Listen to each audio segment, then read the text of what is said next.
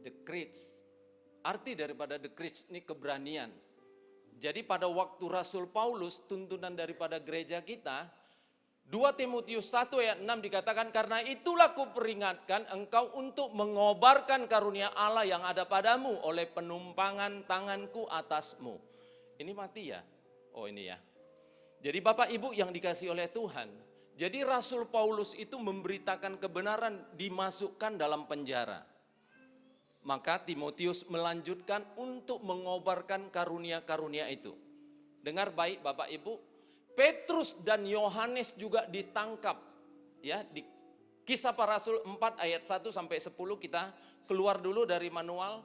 Kisah Para Rasul 1 Kisah Para Rasul 4 ayat 1 sampai 10 kita sama-sama membacanya, ya. Saya membaca ayat yang ganjil, Bapak Ibu yang genap, supaya dapat apa arti keberanian itu, ya. Ketika Petrus dan Yohanes sedang berbicara kepada orang banyak, mereka tiba-tiba didatangi imam-imam dan kepala pengawal bait Allah serta orang-orang Saduki. 3, 2, 1.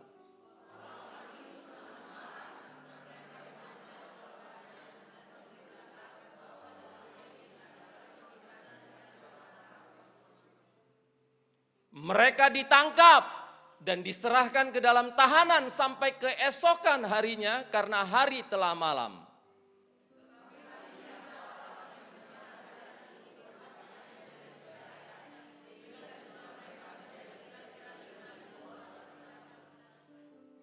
Pada keesokan harinya, pemimpin-pemimpin Yahudi serta tua-tua dan ahli-ahli Taurat mengadakan sidang di Yerusalem.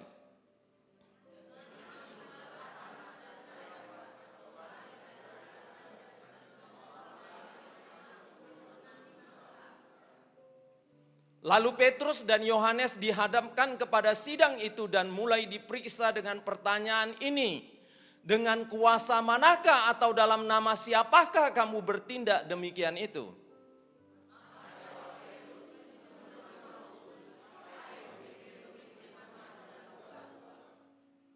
Jika kami sekarang harus diperiksa karena suatu kebajikan kepada seorang sakit dan harus menerangkan dengan kuasa manakah orang itu disembuhkan.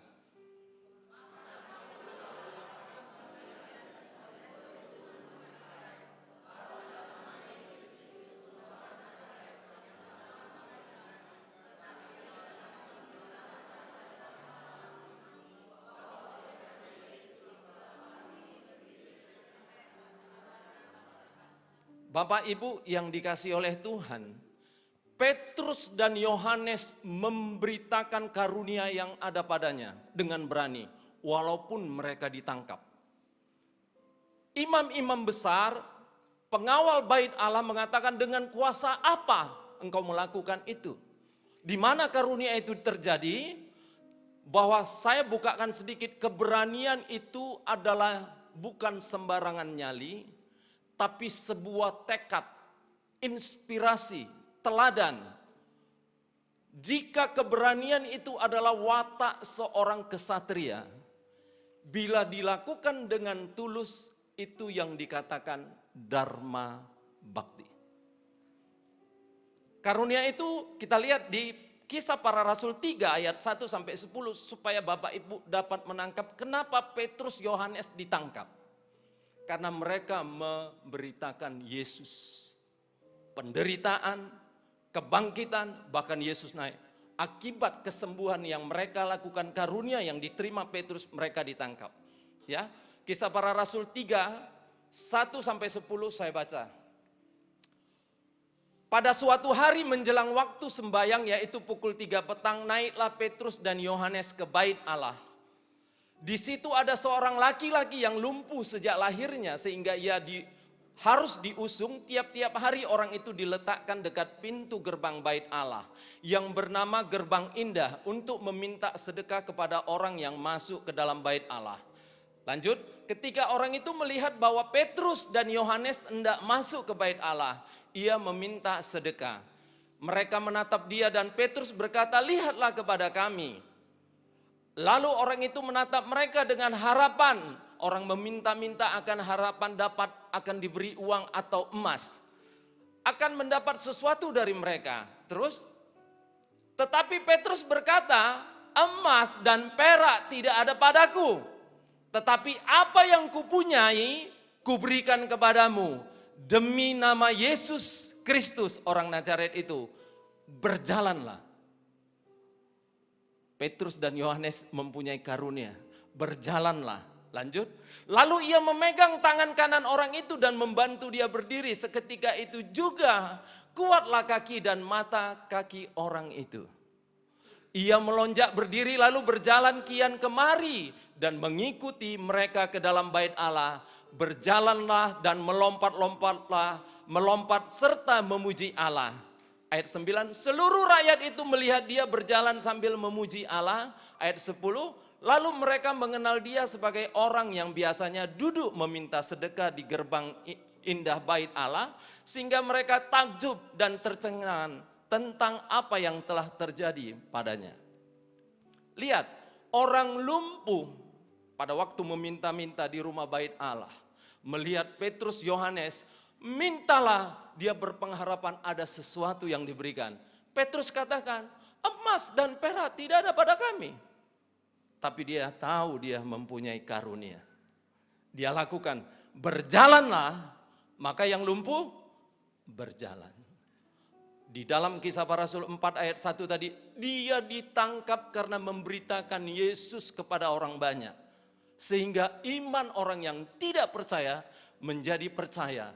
Ketakutanlah bahwa pemerintah karena mereka melakukan abuse of power, mereka tangkap dengan ketakutan. Bahwa setiap kita, gifts yang Tuhan berikan, karunia pada kita semua, itu kita terima dengan cuma-cuma. Tapi hari ini saya percaya, lakukanlah karunia yang Tuhan berikan dalam hidupmu dengan berani. Amin. Seberapa banyak di tempat ini mau melakukan kebenaran?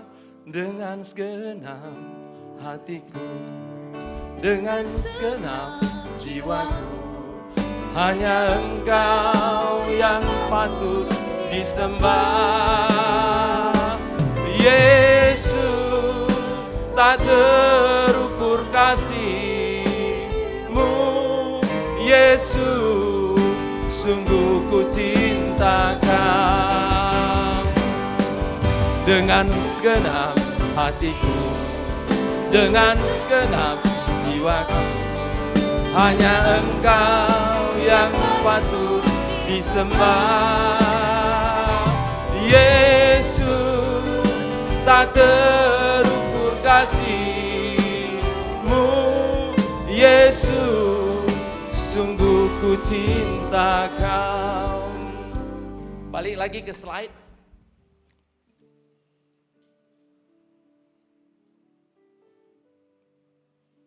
Ya, dikatakan nanti pulang dari tempat ini, kenapa? Dalami lagi firman Tuhan.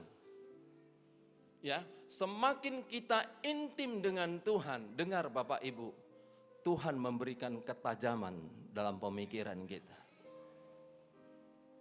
Semakin kita melakukan karunia-karunia yang Tuhan berikan, hidup kita pasti berbeda. Mindset, akal dan pikiran kita diubahkan Tuhan. Sehingga orang akan terkagum-kagum. Amin. Kita lanjut. Para pemimpin orang Yahudi marah dengan pemberitaan Petrus. Petrus dan Yohanes ditangkap atas perintah para imam dan ditahan di dalam penjara. Mereka diperiksa oleh Mahkamah Agung. Dengan berani mereka mengakui apa yang telah mereka lakukan dan bahkan memberitakan tentang Kristus kepada orang-orang yang menangkap kita. Beranikah kita memberitakan pribadi Kristus yang menyelamatkan kita? Halo? Kita harus berani. Tidak ada kata lain. Maaf Bapak Ibu yang di sini ya.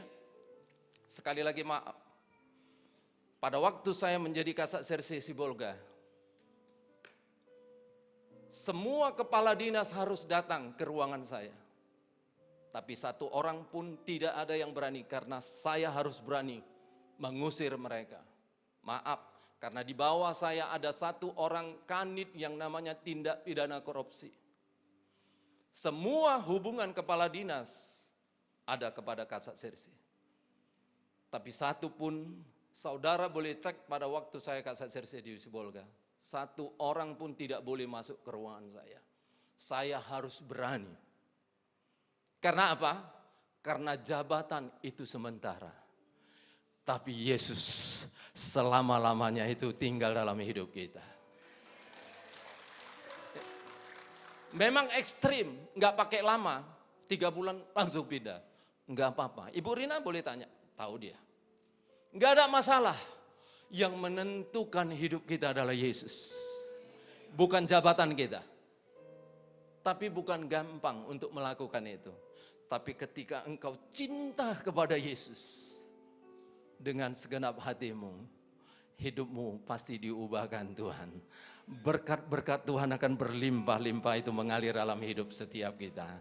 Bisa tepuk tangan bagi Tuhan kita. Ya, kita lanjut. Gereja bersaksi Petrus dan Yohanes bukanlah orang-orang terpelajar, tetapi memiliki keberanian dan hikmat luar biasa untuk bersaksi. Bahkan larangan dan ancaman tidak menghalangi semangat iman mereka untuk menyaksikan bahwa tak ada nama lain selain Dia, Yesus Kristus. Semangat bersaksi Petrus dan Yohanes hendaklah juga mengobarkan semangat gereja masa kini. Meskipun berada di bawah tekanan dan ancaman, gereja harus siap bersaksi. Allah pasti memberikan kekuatan, keberanian dan hikmat luar biasa bagi orang-orang yang mengobarkan kebenaran Injil. Bapak Ibu yang dia kasih oleh Tuhan, pastilah apa mungkin. Bagi manusia itu tidak mungkin. Tapi pada waktu kita berseru kepada Tuhan, apa yang tidak mungkin, bagi Tuhan segala sesuatunya menjadi mungkin. Bagi Tuhan tak ada yang mustahil. Bagi Tuhan tak ada yang tak mungkin. Mujizatnya disediakan bagiku. Ku diangkat dan dipulihkannya. Bagi Tuhan tak ada yang mustahil. Bagi Tuhan tak ada yang tak mungkin. Mujizatnya disediakan bagiku. Ku diangkat dan dipulihkannya. Kita lanjut. Dikatakan 1 Petrus 2 ayat 9, kita semua tetapi kamulah bangsa yang terpilih, imamat yang ranjani, bangsa yang kudus, umat kepunyaan Allah sendiri, supaya kamu memberitakan perbuatan-perbuatan yang besar dari Dia yang telah memanggil kamu keluar dari kegelapan kepada terangnya yang ajaib. Jadi semua saudara dan saya di tempat ini, iman percaya kita, kebenaran secara otomatis, kuasa, manifestasi itu mengikuti langkah kita. Halo? Jangan pernah ragu akan kuasa Tuhan. Ya. Sekali lagi saya mau katakan Bapak Ibu, jangan pernah ragu akan kasih Tuhan. Itu menyertai setiap orang yang berharap kepada Dia. Tuhan semakin hari ubahkan kehidupan kita. Amin. Kadang kita ingat Tuhan baru kita berdoa. Dalam keadaan suka dan duka, dalam keadaan sulit pun kita harus berharap hanya kepada Dia. Karena Bapak Ibu, sedikit saya buka, satu Konglomerat umur satu kampung saya. Kami 3 hari melihat pada waktu kami dari luar kota melayani, saya terkejut dibilang, Anton meninggal katanya. Umur cuma 40, seorang Konglomerat meninggal dipanggil Tuhan. Enggak lama kami melihat istri saya pergi ke perkuburan karena saya nangani kasus, 2 malam. Teman kami duduk 43 tahun dipanggil Tuhan. Hari-hari ini saya melihat apa yang tidak mungkin bagi Tuhan tiada yang mustahil.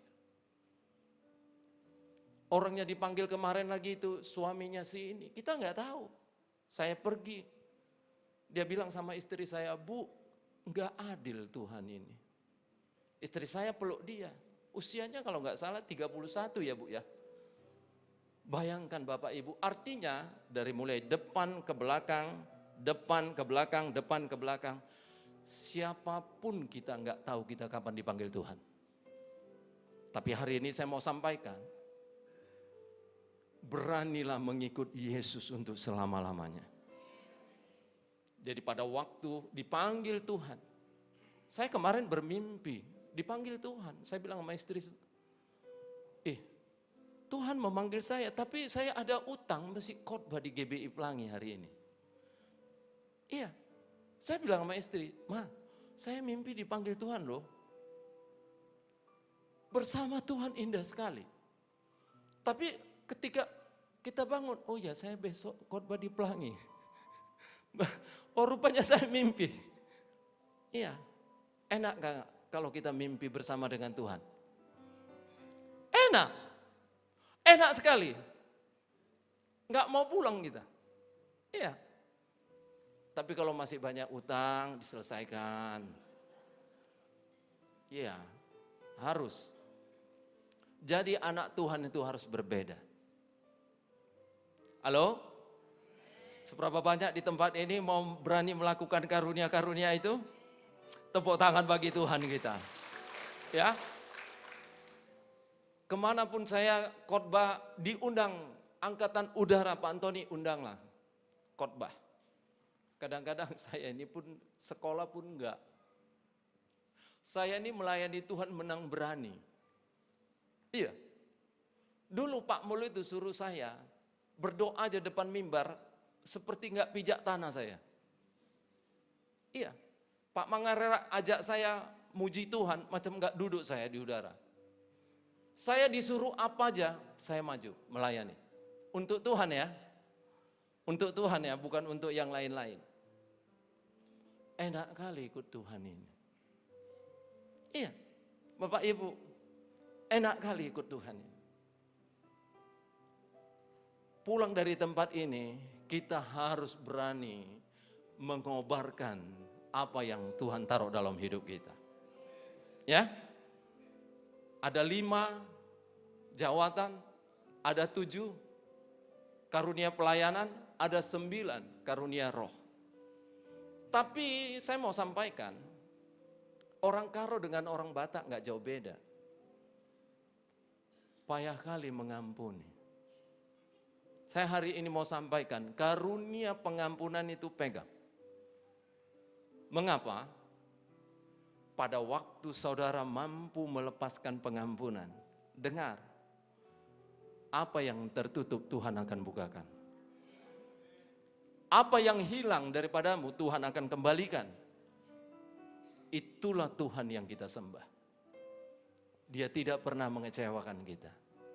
Kebanyakan siapa yang mengecewakan Tuhan? Halo? Hari ini, lepaskan semua itu. Kita memasuki bulan yang baru, bulan depan. Lusa kita akan berangkat bersama Ibu Gembala ke Jakarta mengikuti Empower, doa sedunia. Kita akan berdoa bagi kita semua. Amin. Yang berangkat Ibu Gembala saya, Ibu Linda dengan istri. Kami bersama-sama, saya telepon Gembala semalam. Pak, Bapak di mana? Kami jalan darat Pak Antoni. Iya, saya pun pening kali kepala saya jalan darat ini kan. Sampai berapa hari kita berangkat Selasa nanti jumpa baru di sana. Dia jalan darat. Tapi itulah hatinya untuk memuliakan nama Tuhan. Berapa orang berangkat Pak? 6 orang kami katanya. Saya bangun tidur tadi sebelum doa pun merenungkan. Udah sampai mana lah mereka ini ya. Ya, saya belum pernah jalan darat dari sini ke Jakarta. Pingin juga sih. Cuman harus Pak Andri lah, Pak Nababan yang ngawani saya. Karena kalau yang lain saya nggak bisa tidur. Ke Kutabulu pun kalau yang bawa yang lain nggak bisa tidur, jantung kurang bagus. Tapi kalau Pak Andri, Pak Nababan, bolehlah. Tepuk tangan dulu untuk Pak Andri ini. Pak Andri ini setia, tengok dia ikut Tuhan makin muda. Iya, perhatikan dia. Dulu tua kali saya kenal dia. Sekarang udah, saya salam dia 2 kali tadi. Itulah upah melayani Tuhan. Asal jangan istrinya nanti cemburunya kan makin ini kan. Iya, itulah enak kita dalam rumah Tuhan. Kekeluargaan itu harus semakin kental. Pada waktu Bapak pulang nanti, Bapak Ibu melepaskan pengampunan, kita akan lihat tangan Tuhan akan memberikan kemenangan demi kemenangan dalam hidupmu. Iya, Tuhan itu pasti. Tuhan itu nyata. Tuhan itu penolong. Tuhan itu pembela. Amin. Kita lanjut ya. Ya.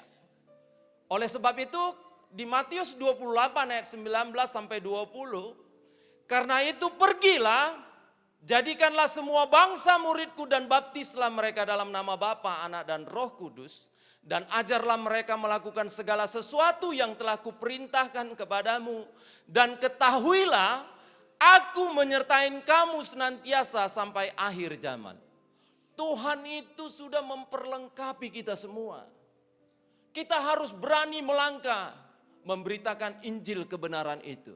Karena dikatakan, sampai akhir zaman aku menyertai engkau. Kenapa mesti kita ragu lagi? Ini kadang-kadang makan pun malu berdoa. Pergi pun kemanapun memperlihatkan, apa agamamu? Takut dia mengatakan. Kalau kita cinta Yesus, kemanapun kita melangkah, dari kehidupan kita orang tahu kita anak Tuhan atau bukan. Dari perkataan, dari sikap. Kan ada karunia suka menolong, itu lepaskan, jangan tahan. Karunia untuk membantu, lepaskan, jangan tahan. Karena apa yang Tuhan berikan itu untuk kita salurkan kepada orang yang membutuhkan. Bukan untuk kita sendiri. Amin. Amin. Jadi kalau ikut Tuhan tidak ada yang tidak berubah. Pasti berubah. 100%. Dalam pikiran, perkataan, kehidupannya semakin hari semakin. Siklusnya orang yang mengikut Tuhan itu naik.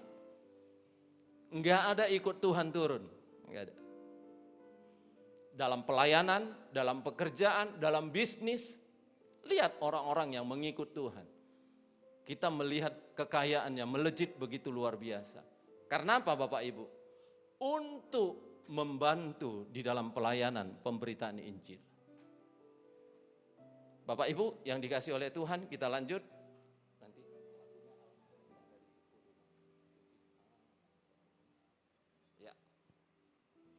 Ini dengar baik-baik Bapak Ibu, tiap hari kita baca ini. Tapi kita nggak mengerti, sama-sama kita baca dengan suara keras. Apa yang kita perkatakan dengan iman, itu yang terjadi dalam hidupmu. Ya, kita baca dengan suara keras, 3, 2, 1. Tetapi carilah dahulu kerajaan Allah dan kebenarannya. Stop dulu, stop. Jangan buru-buru. Supaya Bapak tahu, Bapak Ibu. Tetapi carilah dahulu kerajaan Allah dan kebenarannya. Saya mau kasih tahu, kebenaran itu siapa? Halo? Siapa kebenaran itu? Kerajaan Allah dan Yesus. Itulah dahulu cari dalam hidupmu. Maka dikatakan, maka semuanya itu akan ditambahkan kepadamu. Ditambahkan karunia demi karunia dalam hidupmu. Semakin hari karunia itu menyertai perjalananmu. Semakin hari engkau akan terheran-heran melihat perbuatan tangan Tuhan menyertai hidupmu. Dan dia membawa engkau ke tempat-tempat yang belum pernah engkau alami. Ya, contoh. Saya ini polisi kan, kalau dulu kan gak boleh bisa keluar negeri. Gak bisa. Tapi pada waktu kami melayani Tuhan, Tuhan buka pintu. Bisa kami berangkat ke Israel, ke Eropa, kemana-mana. Bukankah Tuhan kita ajaib? Mengikut Tuhan, Tuhan membawa kita ke tempat-tempat yang belum pernah kita lalui. Saya pun terheran-heran. Bahkan Tuhan kasih waktu kesempatan bagi saya untuk menyampaikan firman Tuhan. Waktu Elia itu membunuh nabi-nabi Baal. Tidak pernah dalam pikiran saya. Tapi Tuhan bawa. Jika Tuhan memberkati saya, Tuhan yang sama juga akan memberkati setiap kita di tempat ini. Amin. Apa katanya? Carilah dahulu kerajaannya dan kebenarannya. Maka semuanya itulah kuncinya, cari. Bagaimana Pak Antoni mencarinya? Setiap pagi kita haus, terus memuji Tuhan. Setiap pagi. Sampai kita dipanggil pulang, tetap setia kita memuji Tuhan, menyembah Tuhan. Halo? Kalau orang yang suka memuji, menyembah Tuhan, semakin hari raut wajahnya pun semakin indah seperti Pak Andri. Iya, saya percaya dengan iman saya, dia pasti orang yang bersekutu dengan Tuhan, bukan yang lain tidak. Bukan yang lain tidak. Dari raut wajahnya, seperti saya. Kamu ketawa, benar ini. Benar. Orang gak percaya usia saya 59 menuju 60. Anak muda pun kalah sama saya. Iya, ikut Tuhan itu luar biasa. Tanya istri saya ini. Iya. Ikut Tuhan itu berbeda. Teruslah kobarkan, beritakan dia. Kemanapun pergi. Orang bilang, Pak Antoni sampai Kapolda yang ini.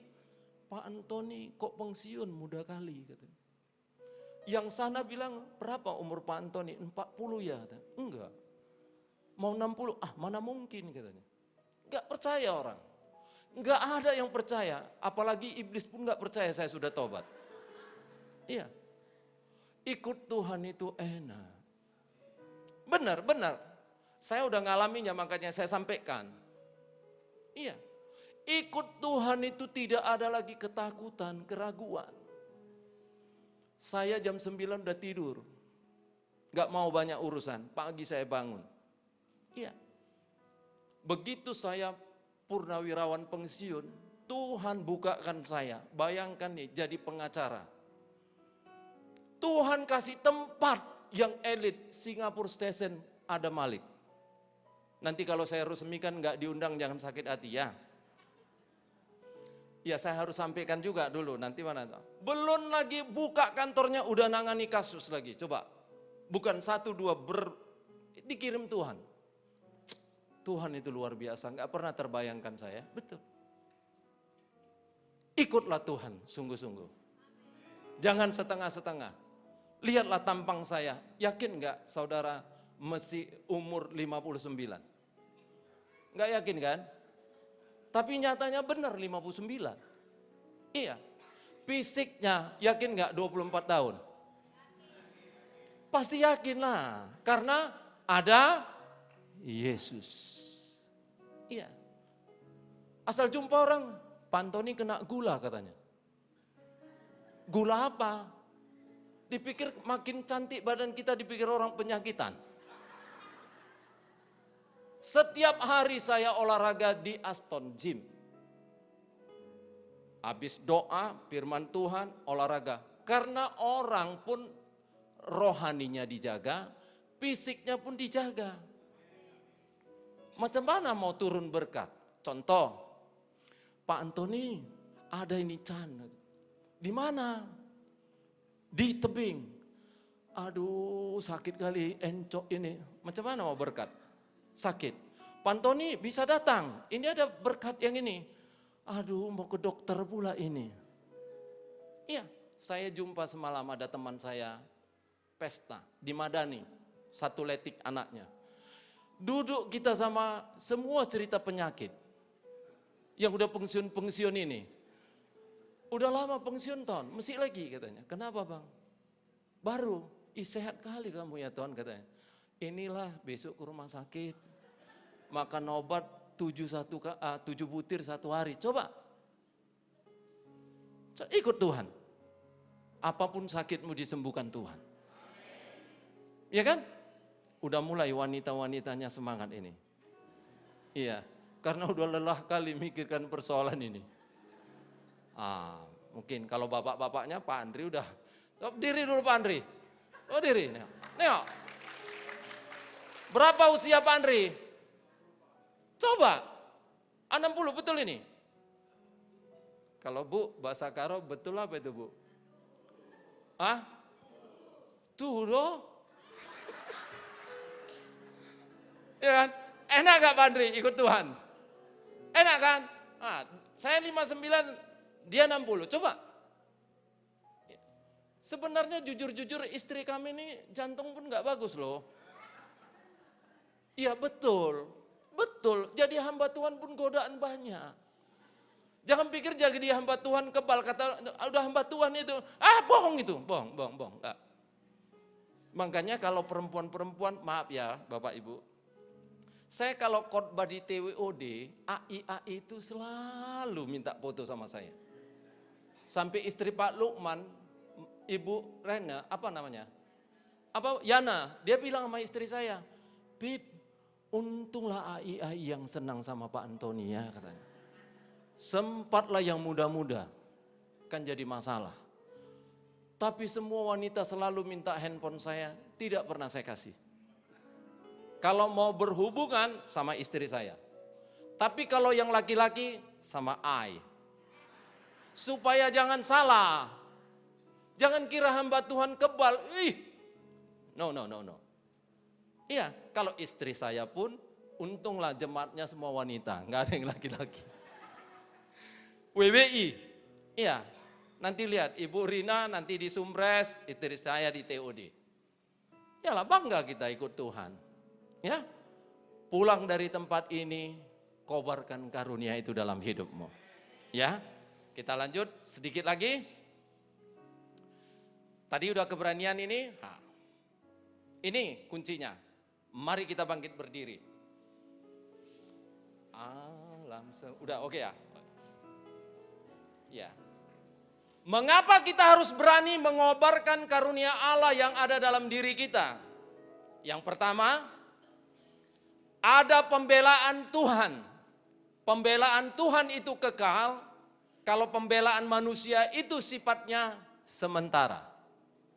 Yang kedua, karunia itu akan ditambah-tambahkan Tuhan secara supranatural. Semakin hari dia tambahkan karunia itu.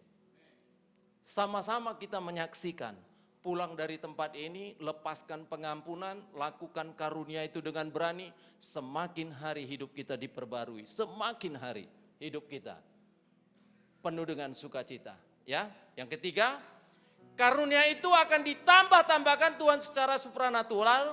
Yang ketiga, supaya kita terus menyala-nyala untuk melayani Tuhan. Beri tepuk tangan bagi Tuhan kita. Alam semesta